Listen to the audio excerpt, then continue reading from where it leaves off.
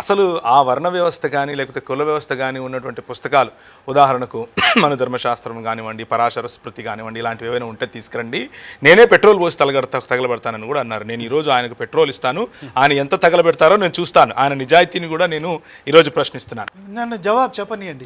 ఎందుకంటే గత 200 సంవత్సరాల నుంచి హిందువుల గొంతు నొక్కేశారు మీరు. ఇప్పుడన్నా మాట్లాడియండి మమ్మల్ని. 70 సంవత్సరాల నుంచి కాంగ్రెస్ నొక్కేసింది, కనీసం ఇప్పుడైనా మాట్లాడివ్వండి.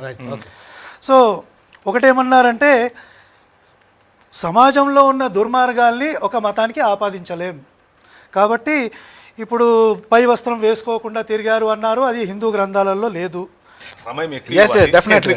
చాలాసేపటి నుంచి రైట్ చేస్తున్నారు, పలుకులు కూడా మీరు నాకు ఇవ్వలేదు. సో దయచేసి మీరు నాకు కొంచెం సమయం ఇవ్వాలి. పాయింట్ బై పాయింట్ నేను నా మాటలు మాట్లాడతాను.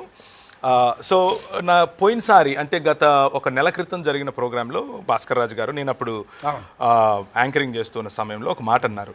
అసలు ఆ వర్ణ వ్యవస్థ కానీ లేకపోతే కుల వ్యవస్థ కానీ ఉన్నటువంటి పుస్తకాలు, ఉదాహరణకు మన ధర్మశాస్త్రం కానివ్వండి, పరాశర స్మృతి కానివ్వండి, ఇలాంటివి ఏమైనా ఉంటే తీసుకురండి, నేనే పెట్రోల్ పోసి తగలబెడతానని కూడా అన్నారు. నేను ఈరోజు ఆయనకు పెట్రోల్ ఇస్తాను, ఆయన ఎంత తగలబెడతారో నేను చూస్తాను, ఆయన నిజాయితీని కూడా నేను ఈరోజు ప్రశ్నిస్తున్నాను.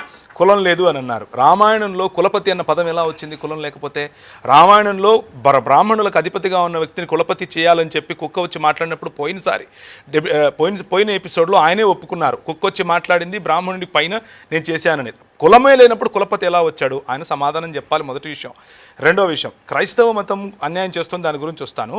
బ్రాహ్మణులు సులభ్ కాంప్లెక్స్లు నడుపుతున్నారు అని అన్నారు. సార్, నేను మీకు రక్షణ టీవీ పరిచర్యల సాక్షిగా అందరి ముందు చెప్తున్నాను, మనము నరేంద్ర మోదీ గవర్నమెంట్కు ఒక లేఖ రాద్దాం, బ్రాహ్మణులకు రిజర్వేషన్ కావాలి, వారు సులభ్ కాంప్లెక్స్లే నడుపుతారు ఇప్పటి నుంచి అని మేము రెడీ. మీరు ఒప్పుకుంటారా? మీరు ఒక స్టేట్మెంట్ ఇవ్వాలి. ఇప్పుడు బ్రాహ్మణులు సవర్ణులు సులభ్ కాంప్లెక్స్లే నడిపిస్తారు ఇప్పటి నుంచి, వారు చాలా పేదవాళ్ళు, మిగిలిన వాళ్ళందరూ ఐఏఎస్లు అవ్వాలి. ఏం సార్?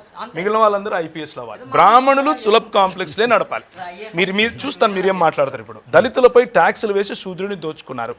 ఇది రాజీవ్ మల్హోత్రా లాంటి భయంకరమైన దేశాన్ని విచ్ఛిన్నం చేసేటటువంటి ప్రజలు ఇచ్చే స్టేట్మెంట్. అలాంటి దానికి ఎంబీబీఎస్ డాక్టర్గా మీరు వత్తాసు పలకటం ఏమాత్రం నాకు నచ్చలేదు. ఎందుకు అనంటే, దళితులపై ట్యాక్సులు వేశారు అని చెప్తున్నారు. ట్యాక్స్ దళితులు మీరు ఎక్కడన్నా కనిపిస్తారా? లేకపోతే ట్యాక్స్ బాపనులు కనిపిస్తారా మీకు? రెవెన్యూ దళితులు కనిపిస్తారా? రెవెన్యూ బాపనులు కనిపిస్తారా మీకు? రెవెన్యూలు దళితులు కనిపిస్తారా? లేకపోతే రెవెన్యూ దోచిపెట్టిన క్షత్రియులు కనిపిస్తారా మీకు? సార్, ఇది దేశ చరిత్రను తెలుసుకోకపోతే చరిత్రహీనులం అవుతాం. ఇది అంబేద్కర్ గారు ఒక మాట చెప్పారు, ఈ విషయాన్ని దాన్ని కోట్ చేస్తున్నాను.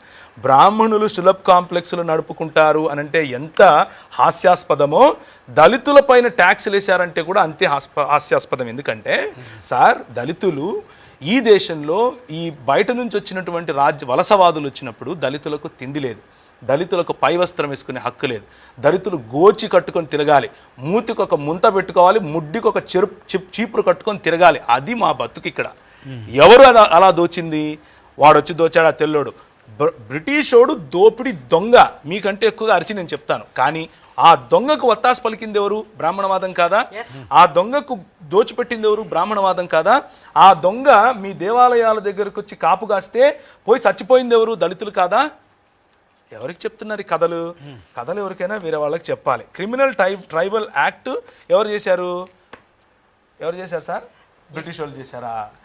కొంచెం రీసెర్చ్ చేస్తూ కూడా ఈ మాట మాట్లాడు. క్రిమినల్ ట్రైబల్ యాక్ట్ చేయించింది బ్రాహ్మణులు. క్రిమినల్ ట్రైబల్ యాక్ట్ చేసి తీరాలి అని పట్టుపట్టింది బ్రాహ్మణులు.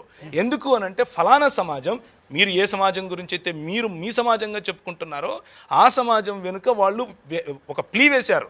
ప్లీ వేసి ఈ సమాజం వాళ్ళు ఎరుకళ్ళు, యానాదులు, కోయలు, గోండులు ఇలాంటి వాళ్ళు కొంతమంది ఉన్నారు, వీళ్ళని మేము క్రిమినల్స్గా చూస్తాం, వాళ్ళు పుట్టుకతో నుంచే మా దగ్గర నుంచి అన్ని దోచుకొని పోయేవాళ్ళు, మేము రోడ్డు మీద వెళుతూ ఉంటే వాళ్ళు నడవటానికి వీల్లేదు, మేము వెళుతూ ఉంటే మా సొమ్ము వాళ్ళు దోచుకుని వెళ్తారు, కాబట్టి వాళ్ళను క్రిమినల్స్గానే గుర్తించండి అని ప్లీ వేసింది బ్రాహ్మణులు. ఎవరికి సార్ కథలు చెప్తారు? తర్వాత బుద్ధుడు, విష్ణుమూర్తి. రేపు మళ్ళీ ఇదే ఆర్ఎస్ఎస్ కుహనా మేధావులు వచ్చి ఇక్కడ ఏం చెప్తారంటే, అంబేద్కర్ గారు కూడా విష్ణుమూర్తి అని అంటారు, ఈరోజు డేట్ రాసుకో అన్న. ఇదే జరుగుతుంది. రేపు యేసుప్రభువును కూడా విష్ణుమూర్తి అనే అంటారు. ఎందుకంటే అందితే జుట్టు, అందకపోతే కాళ్ళు. ఇది వీళ్ళ ఆర్ఎస్ఎస్ భావజాలం. ఇది నా వ్యక్తిగత అభిప్రాయం. ఎందుకనంటే విష్ణుమూర్తి ఒకవేళ అంశమే కనుక బుద్ధుడైతే బుద్ధుడిని ఎందుకు తరిమి చంపుతారండి? బుద్ధుడిని ఎందుకు ఈ దేశంలో లేకుండా చేస్తారండి?